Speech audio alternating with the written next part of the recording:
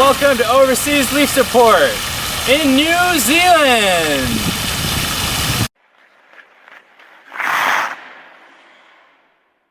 Here we are on the road trip edition. While traveling, I've had a bit of a hard time keeping track of all the news and the games and the time zone differences. Maple Leafs had a short road trip of their own, starting with a game in Minnesota, followed up by a game in Buffalo. Talk about an interesting sequence of game for Tyler Ennis, his past two teams. So Tyler Ennis and company grabbed their direct flight from Toronto to Minnesota and basically flew right back. I wouldn't be entirely surprised if they flew back to Toronto and then made their way over the Niagara Falls Bridge into Buffalo. Meanwhile, for those of you keeping track of home, here's my road trip from Auckland to Napier today with several stops in between.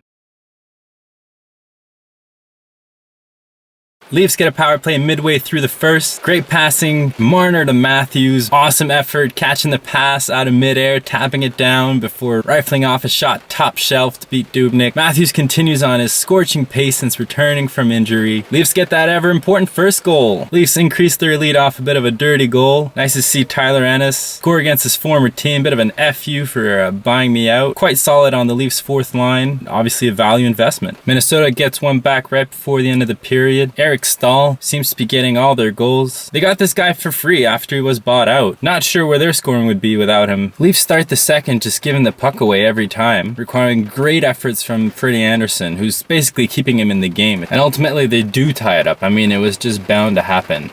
Giving away all those chances, not maintaining possession of the puck. Just seemed like 2-on-1 after 2-on-1. Keep repeating those mistakes, they're bound to end up in the net. Hyman restores the lead before the end of the period. A little bit of controversy as to whether it came off his glove or a stick. Looks like it was deflected. We've got a good goal. For Minnesota, it seems like all the offense is coming from that same line.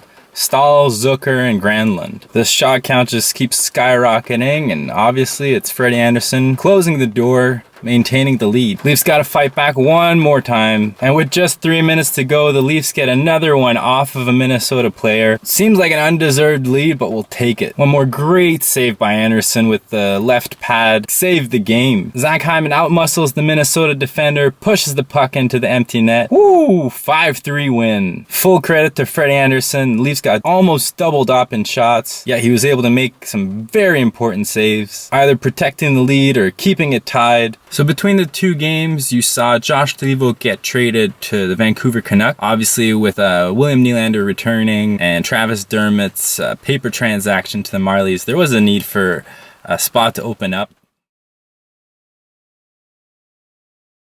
Josh Leivo was a serviceable player when needed. Spent a lot of time in the press box, so I think he showed a great deal of patience. Let's be honest, depth player, third or fourth line. Wish him well in Vancouver. Buffalo, a surprise playoff spot team right now, I think. Had their scorching 10-game win streak snap, but I think they're forced to be reckoned with now.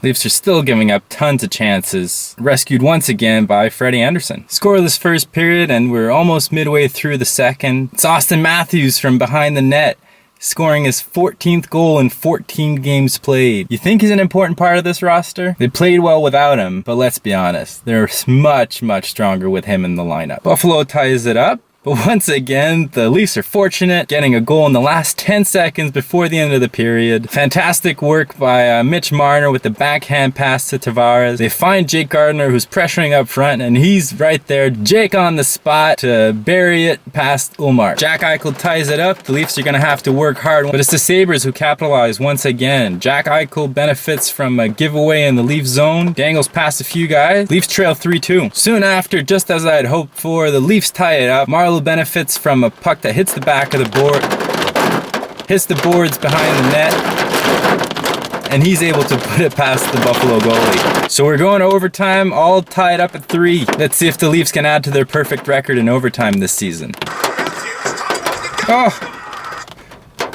Miraculously, it's Austin Matthews who buries it with just 3 seconds to go. The Leafs win this one in overtime. Jack Eichel can't believe it. His young USA hockey partner beats him again. I leave you with some footage of the mud pools outside of Rotorua. Leafs might be hot right now, but never as hot as the Earth's core.